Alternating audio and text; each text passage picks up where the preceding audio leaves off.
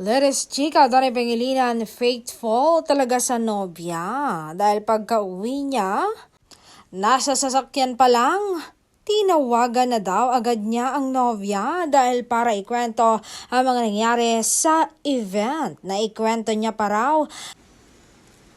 Ang tarpaulin na dala ng isang panay na picture ng Don Kiss. Hindi naman nagsala si Belle pero sinigurado talaga ni Donnie na walang pwedeng ikaselos ang kanyang nobya.